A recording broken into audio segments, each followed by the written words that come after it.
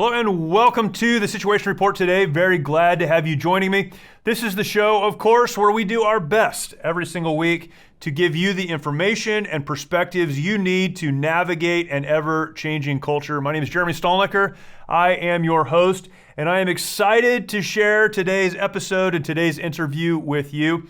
There are a lot of writers right now, a lot of folks who are writing on culture and on politics and on faith, all of these areas. You can find some great folks who are doing good work.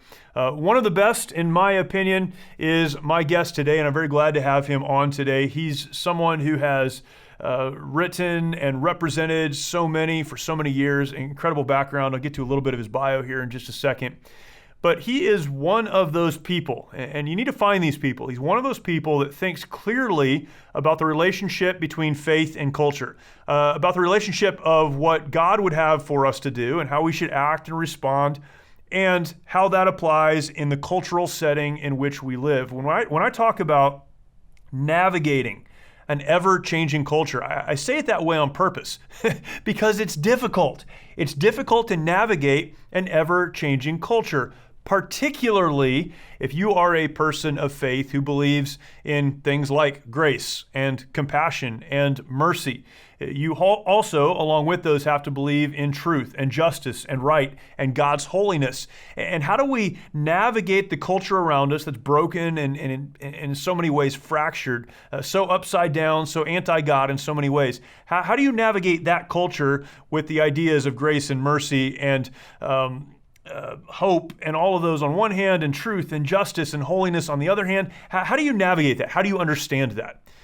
Thankfully, again, we have folks like my guest today who help us with that. My guest is John Zmirak. You have likely heard him interviewed or read what he's written. He's written in so many places, but he is currently the senior editor of The Stream, which is a wonderful, I hate to call it a news website, but it is certainly news. It's cultural, but all approached from a Christian worldview. You can find that on stream.org. The Stream is the website on stream.org, and he's the senior editor there, writes there as well. A lot of great contributing authors and writers there as well, but he's done so many other things and thinks so clearly on what is happening in our world. I read a piece by him this last week, and you can find it on stream.org. The title is, "Should We Find Christian," and Christian is in quotes, "pretexts for joining the persecutors of the church?"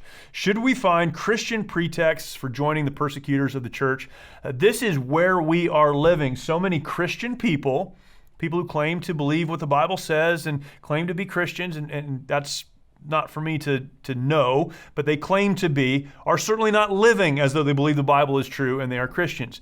But they have Christian pretexts. They have reasons like compassion and mercy and some of these other things that we would talk about as their reason for going along with a culture that is anti-God. This has been so difficult for me to get my brain around.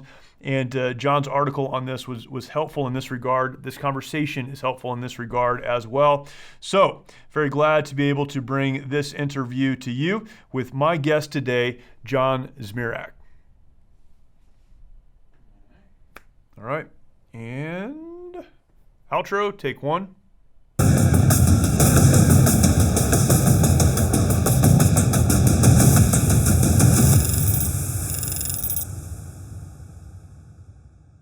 John, thank you for joining me. I am super honored to have you on and have the opportunity to talk to you. Thanks. It's a pleasure to talk to you. I was just mentioning earlier that a lot of the material that I get, ideas that I have, even to bring to this show, come from the Stream, thestream.org, where you are the senior editor. And man, the content that you put out and the content that a lot of contributors obviously put out there is so helpful in terms of biblical worldview, Christian worldview, and understanding what's happening from that perspective. And I want to get to some of that specifically, but before we do, can you, for those who don't know you, aren't familiar with you, can you give us a little bit of your story, how you got into this and where you came from? You're very passionate about these things, but what brought you to that? Well, I think it was in 1973, I was 8 years old, and my mother saw something on television. And she was shocked and she was upset. And I said, "What happened, Mom?" And she said, "Well, you know how a baby lives in his mother's tummy before he's born?" I said, "Yeah." She said, "Well, now the doctor can, if the mother wants, the doctor can kill the baby instead of letting it be born." I said, "But that's not legal." She said, "It is now in America." Yeah. And Yeah. I could never wrap my head around that, and I still haven't. And so it was the pro-life issue that made me a committed conservative, that got me involved in pro-family politics and activism. And I went on, at age 11, I was taking up signatures for New York's Right to Life Party for their candidate for mayor. When I went to Yale, I was writing pro-life op-eds in their newspaper, which they would try to edit them to shreds. And then I became editor of the conservative paper at Yale. Then I went on to grad school, and the same battles were happening at LSU in my grad school, and I ran a conservative group there. I was press secretary for Mike Foster, who was the pro-life, pro-Second Amendment candidate for governor, who won. And then I was a delegate for Pat Buchanan in 1996. I actually helped organize something between him and Mike Foster. Buchanan won the Louisiana primary. Then I was involved in starting Pat Buchanan's magazine, The American Conservative. And I worked at various magazines and newspapers, Success Magazine, Investors Business Daily. I edited a conservative guide to American colleges for 10 years, choosing the right college. And now I work for The Stream, which is an ecumenical conservative Christian website. I'm one of the Catholics on the staff, but I've found some of my best friends and allies are evangelicals, like my great friend Eric Metaxas, who was actually at Yale with me. Though we didn't know each other too well because that was before his conversion. So we got to be friends after graduating. Can you talk about briefly, I want to talk about a specific op-ed that you wrote, but can you talk briefly about the importance of viewing culture from a position of faith? The Stream does it so well. It's one of my go-to sources for everything. If I'm trying to think through something, I'll go to The Stream and say, who's written about this or who's talked about this? How do you think about that? Why is that so important? Okay, imagine you're a salmon. There are two kinds of salmon. There are farm-raised salmon who just float around in a pond all day, getting fat, eating corn and all sorts of things that nature didn't intend for them. They have to be dosed with antibiotics to keep them all from dying of disease. They don't develop any of those omega-3s that make them so healthy because those things only come from swimming, and they just sort of float around. And then when they're harvested, they have to be dyed artificially pink so that they look like salmon the way God intended them to be. That's someone who's just going along with the culture as it's currently dictated by our masters. Our masters are the people at Facebook, at Harvard, at the FBI, at the National Security Agency, at Google, all of big tech and big media, and I include Fox News, since they got rid of Tucker Carlson, are now trying to stop him from even posting on Twitter. They're trying to silence Tucker Carlson to the point where he has fewer rights than prisoners.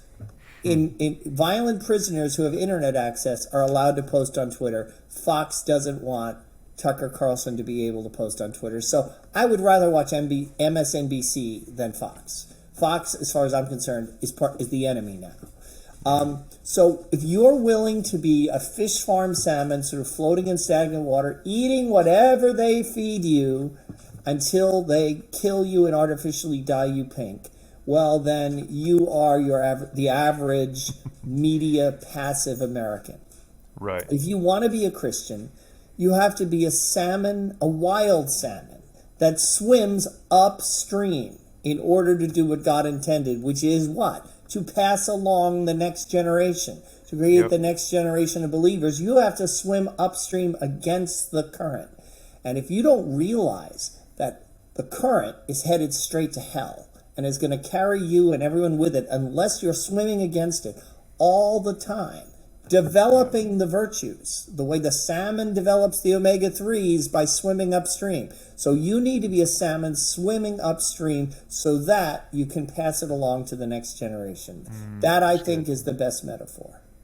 Man, that's good. That's so important. And that brings us to the point of really why I asked you to come on and talk today.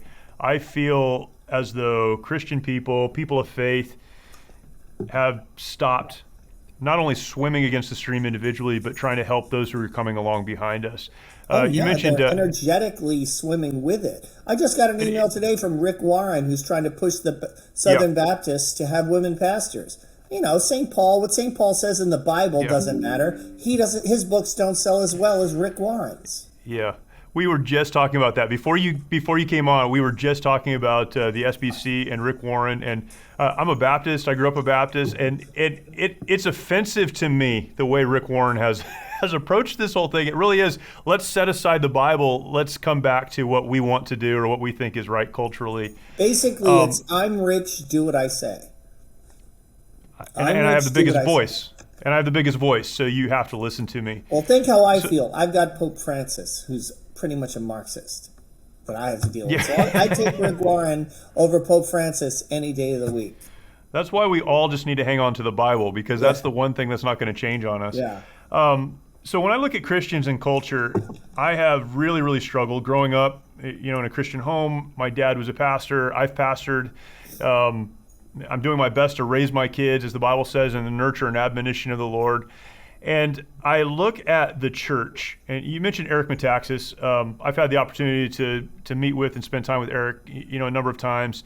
And I've told him this, and every time I tell him, he just kind of like moves past it. But his book on Bonhoeffer has, literally for me, there's probably 3 books that I would say have changed the way I look at the world. That's one of them. Reading recently Letters to the American Church has been so helpful, just putting all of that in context. An amazing book. And you look at what he's writing about is really the silence of the church, those who should have spoke up and stood up when a lot of bad was happening. They didn't, and we know the result of that. And it's easy for me to go, well, that was a long time ago. That was over there. That's those people. We would never do that. And here we are. So Let me give some examples. When Roe v. Wade happened in 1973, the Southern Baptist Convention passed a resolution welcoming it. They weren't on board with the pro-life movement at that point. It took Is that right? I've never heard that. Is that right? Yes, look it up. The SBC thought abortion was just a Catholic issue, and it was run by, there were liberals running it at the time. Remember, we got Jimmy Carter. The Southern SBC had to be brought around to be pro-life. My own Catholic Church told people they were obliged to get the COVID vaccine, even though all the vaccines had either been produced with or tested on cells from aborted babies. Yeah. That's something the church always opposed. Until Pope Francis comes along, because he's a globalist and he wants us to obey the UN and the CDC. And so they actually minted a coin.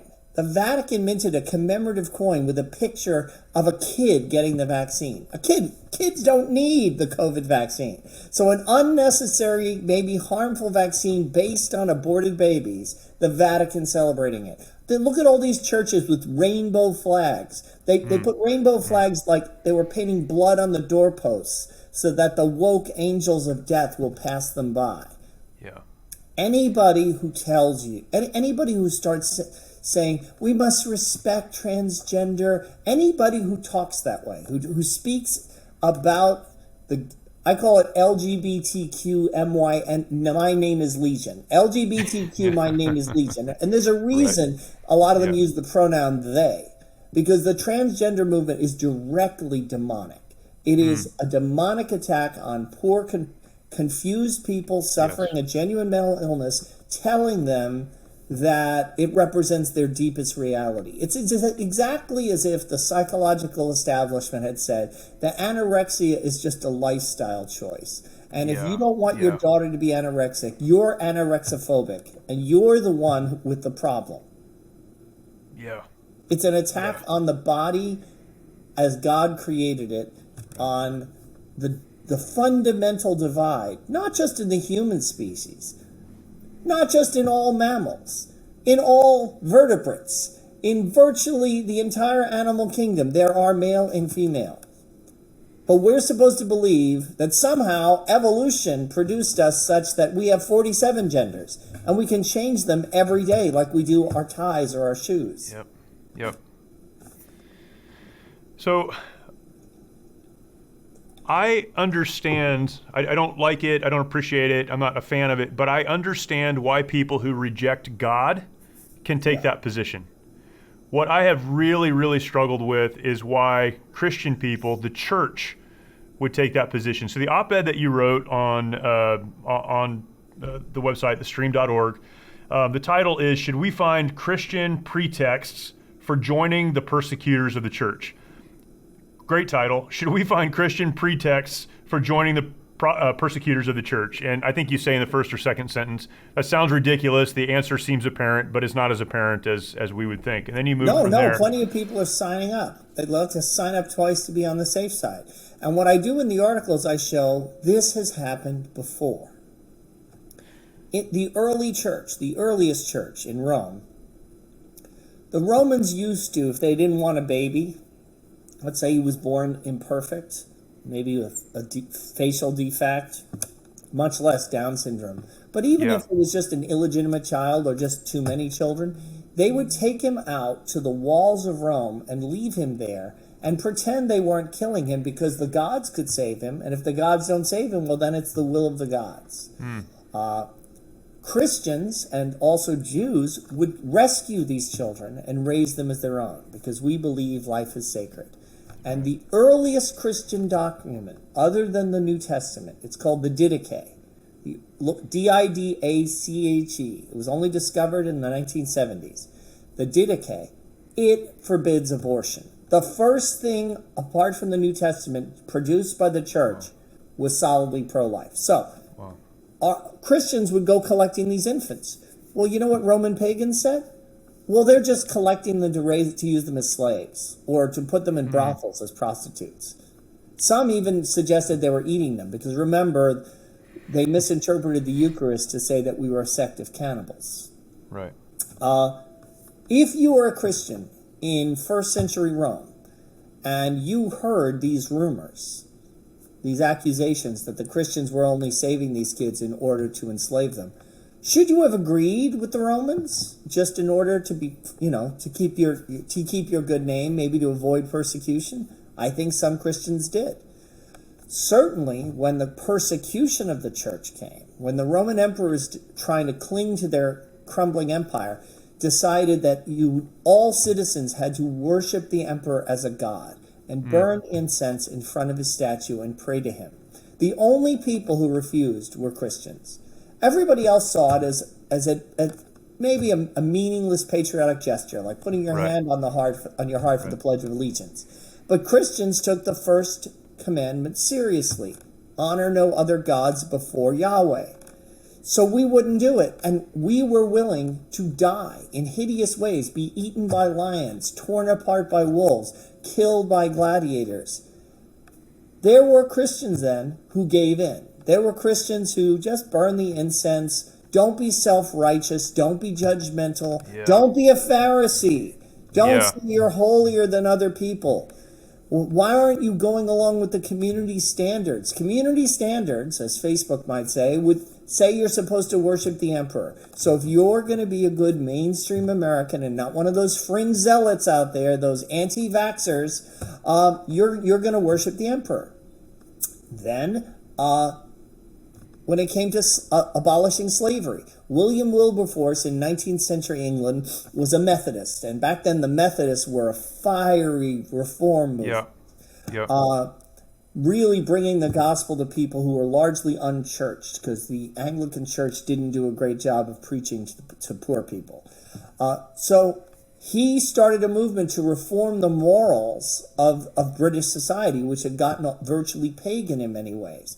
But one of the key things was we have to stop the slave trade we ultimately stopped slavery, but at least stopped the slave trade, where we kidnap new people from Africa, bring them to Jamaica, work them to death on sugar plantations, so that we can have cheap sugar for our tea and coffee here in Britain, and we can make a lot of money.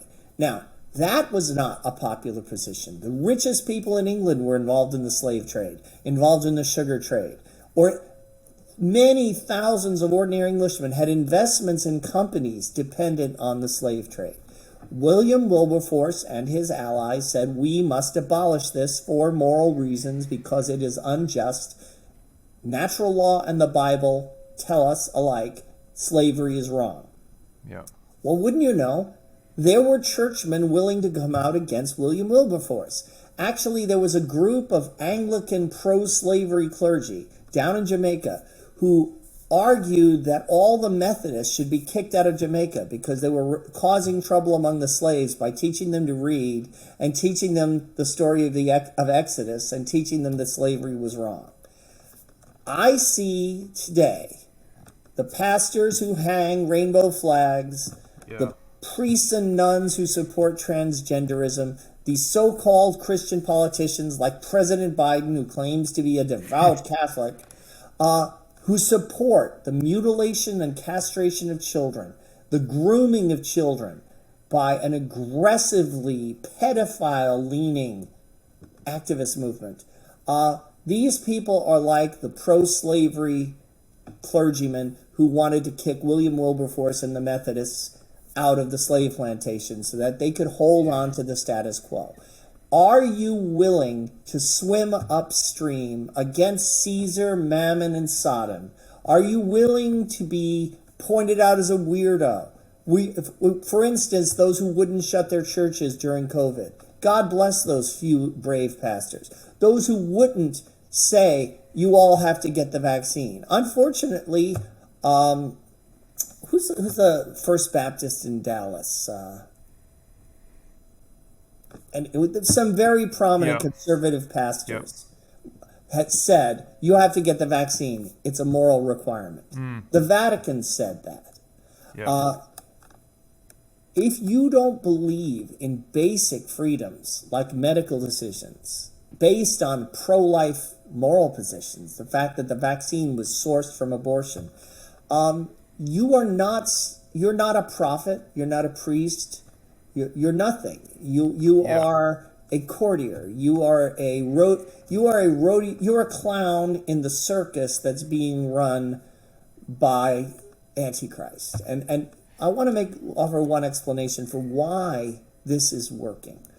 St. Paul calls anyone who preaches a new gospel, calls them a small a Antichrist. This is not end time stuff. What is a new gospel? It's something that seems Christian, right?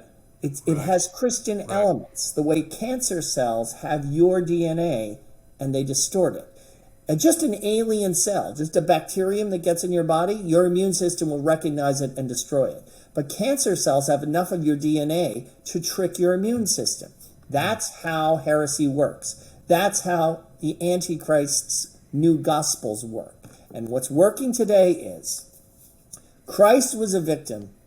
Christianity taught us to worry and care about the marginalized and the weak. Therefore, anybody who presents himself as a victim or marginalized or weak, whether it's true or not, we have to pretend he's Christ. And the Christian thing is to embrace that group. So first it was gays, that now it's increasingly pedophiles, it's transgenders, anybody who can claim victim status. We automatically have to accept what they're doing and change our beliefs, change the teachings of God, change what's in the Bible, change what reason tells us about human nature having two sexes. We have to throw all that out the window because they played the victim card. That is the ultimate perversion of Christianity. It's pretending that everyone who was ever crucified must be Christ. And we have to worship anyone who was ever crucified, including the guilty criminals. Man, there's so much there. let me ask this question, because this is what I have not struggled with. I know where I stand on these things, but struggle to argue against. And it's this Christian pretext that you talk about. We've talked about COVID. This is a great one. It's easy to point to. And we've already talked about Rick Warren, so I'll combine the two. The height of the everyone needs to get a vaccine, Rick Warren was one of those big evangelical voices who said, the Bible tells us to love our neighbors, and we need to demonstrate that love toward others, and that means that we need to get a vaccine. Yeah, now, when that you're is talking the worst about logic in the history of the world. That is so stupid.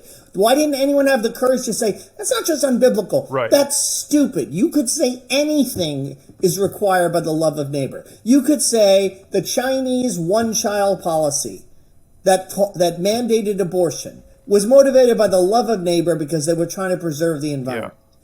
It is literally the dumbest thing. And I think too often Christians are unwilling to say, no, that's stupid. You are committing logical fallacies. You are playing on people's ignorance. We have to remember, when Jesus spoke to the people with power, the people with influence, the Pharisees and the Sadducees, he didn't speak to them like the woman caught in adultery. He didn't speak to them like the prodigal son. He didn't speak to them like the Syrophoenician woman at the well. He called them whited sepulchres. He called them blind guides. He said they were nice white boxes full of dead men's bones and filth. Right. He said they would have millstones hanged around their necks and be thrown in the sea. Not when we talk to a woman who's had an abortion, or a child who's struggling with gender dysphoria. Their mercy and gentleness are called for. But when you're talking to Rick Warren or Pope Francis or Francis Collins, who worked with Fauci to bribe evangelical leaders to promote the vaccine, Megan Basham documented that, bribed them. Money was sent from the CDC and associated organizations to pastors to get them to sign on to the COVID vaccine at the same time that Anthony Fauci was sourcing hundreds of new aborted babies at the University of Pittsburgh for grotesque experiments to help with the COVID vaccine that involved taking organs from newly aborted babies, for that purpose, because you have to harvest them immediately, and joining them to mice, doing bizarre mouse-human hybrids in order to do experiments for the COVID vaccine. So it was a huge human sacrifice of the innocent, and you had evangelical pastors and, of course, Catholic bishops taking money from the government for promoting this sacrament of Satan. And what you said there is I think central to our ability to argue this, right? Is we can be both for truth and against error and against sin and against brokenness, and for compassion and love and mercy. Right. It is possible to do both at the same time. It's essential. The fallacy is that you have to do one or the other. No, if you're not doing both, you're doing neither. That's it. Okay? So, and here's how to tell what's appropriate in a given situation. Is this person powerful? Is this person wealthy and influential? Is this person in a personal crisis now and he's in doubt and he's weak? Or is this someone spouting a party line in order to make money or gain power or influence or gaslight people? It's very easy to tell the difference. Here's the question. Is the person you're talking to more powerful than you are or weaker? Christians, we should kick up and kiss down.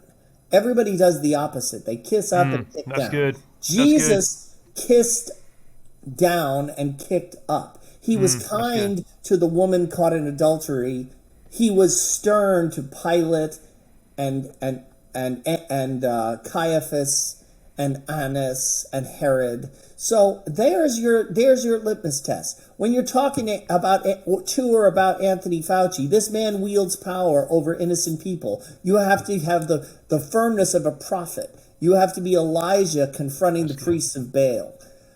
When you're dealing with a woman outside an abortion clinic, it requires all the tenderness of the father greeting the prodigal son. Yeah. That's good.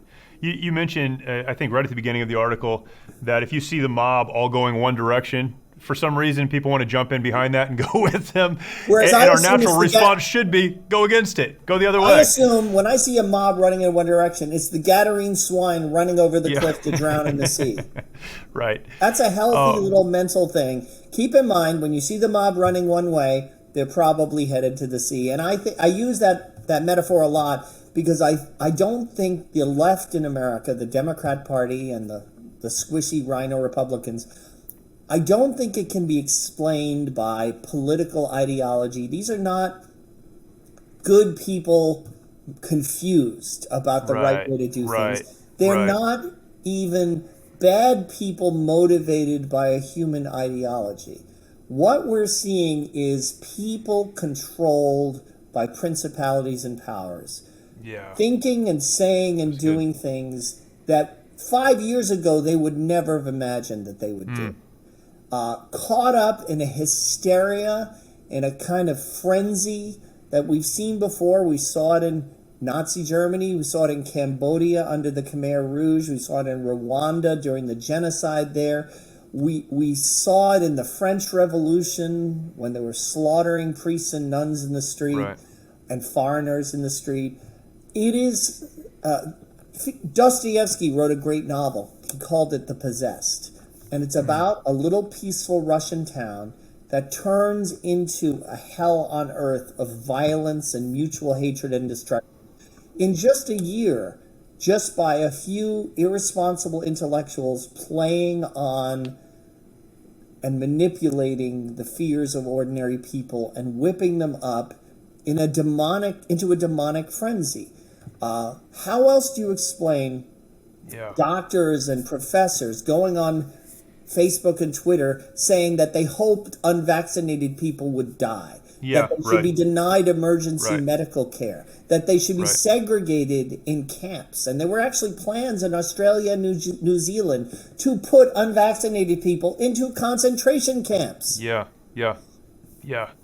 I heard the analogy, and I'm gonna share it. I may have stolen it from you. I don't remember exactly, but it's been a couple of years. But that politics used to be, we're going from point A to point B, but we disagree on whether or not we should take a bus or a train. Right. But now we're not even going to the same destination. We're not traveling the same route anymore. We're going to two completely different places. And until we accept that, we're always going to struggle with this. Right. And again, it's one other thing.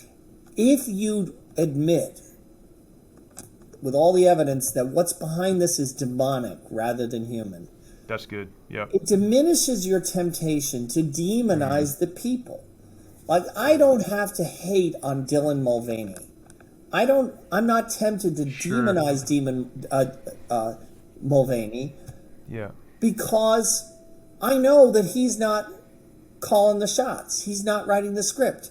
He is dangling on a string from a puppet master named Screwtape. And so are thousands of other people. And so I feel bad for them because they can't see the string and they think that they're free. So we can be sympathetic and pray for our earthly opponents and enemies while knowing that the big E enemy, the real enemy, the spirit that, if you saw the movie Nefarious, and everyone should see the movie Nefarious, which has just started streaming, the principalities and powers, the demons who hate us and hate their puppets too, who hate all humanity and hate God, they are writing the script. And any Christian who plays along with them, who pretends to have sympathy for the devil, they are servants of the enemy. They are antichrists. Yeah, man, that's good. This is so helpful, John. I really, and I mean this sincerely, your writing and communication, just communicating these truths has been very, very helpful to me. Thank you. Even as I try to help other people, our culture is so confusing, even for people of faith, and there's so much nuance, and people use compassion arguments and these other arguments, and to continue to come back to the center requires people like you talking about these things. So thank you for doing it. Where can people who are listening follow your work and read your writing and that kind of thing? Well, I'm permanently banned from Twitter, so just read my good. stuff 3 times a week at stream.org and listen to me on the Eric Metaxas Show, where I'm his only weekly guest. That's great. John Zmirak, thank you so much. Really appreciate it. God bless. Very, very grateful for that conversation, of course, and I say that after just about every conversation that I have on this show. I really am grateful when we have folks like John and so many others that are willing to come and spend 30 or 40 minutes with us and break down some of these very important issues. I don't take that for granted. The fact that they would take whatever time they have and set aside part of that for our audience, for you guys, for me, is to me very important, and I'm very thankful for that and grateful for that. John's perspective on this is exactly right. Please go and check out not only the article that we just talked about on stream.org, but the many other articles there. I often go there when I'm trying to work through an issue, trying to find out who wrote about this and who's talked about this. That can help me out, so please go and check that out. Again, thank you for listening to this show. If you're not yet subscribed to the podcast, please do that right now. Wherever you're listening from, go ahead and subscribe. And then take some time. You can go over to our website, thesitrep.org. You can find archived shows, this episode, of course, if you want to point people to this episode. But other archive shows, other great guests, a lot of good information for you there. So please go and check that out as well. Thank you for listening. Look forward to talking to you next time.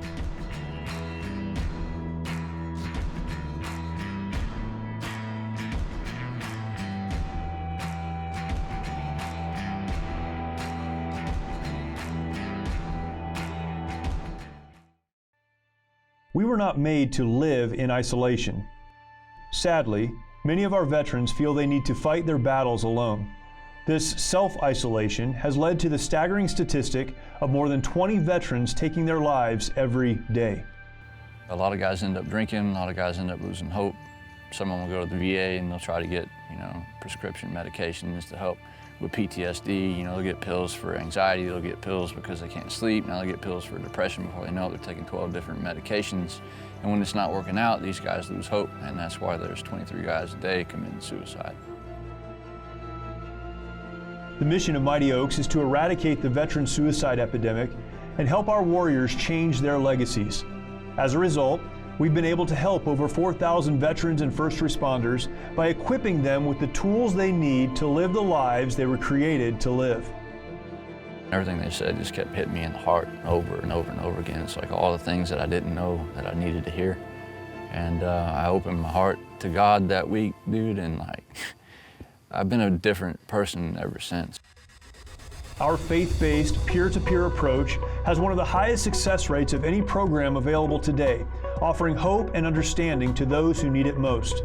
We provide our programs and resources, including travel, at no cost to our warriors. I remember talking to a licensed social worker who actually handed me a pamphlet to Mighty Oaks. So I went. And I'm glad I did. By aligning their lives to biblical principles, these men and women are able to lead their families, their communities, and our nation. Our mission is to serve and restore our nation's warriors and families who have endured hardship through their service to America, and to help them find new life purpose through hope in Christ. It's your generosity that can make a difference in the lives of the men and women who have fought for our country and our freedoms. Now that they're home, don't let them fight alone. Learn more at mightyoaksprograms.org. Just when you thought it couldn't get any better, Mike Lindell with MyPillow is launching the MyPillow 2.0. When Mike invented MyPillow, it had everything you could ever want in a pillow. Now, nearly 20 years later, he discovered a new technology that makes it even better. The MyPillow 2.0 has the patented adjustable fill of the original MyPillow, and now with a brand new fabric that is made with a temperature regulating thread. The MyPillow 2.0 is the softest, smoothest, and coolest pillow you'll ever own. For our exclusive listeners, the MyPillow 2.0 is buy one, get one free offer with promo code SITREP. MyPillow 2.0 temperature regulating technology is 100% made in the USA and comes with a 10-year warranty and a 60-day money-back guarantee. Just go to MyPillow.com and click on the radio listener square to buy the one, get one free offer. Enter promo code SITREP or call 800-870-0283 to get your MyPillow 2.0 now.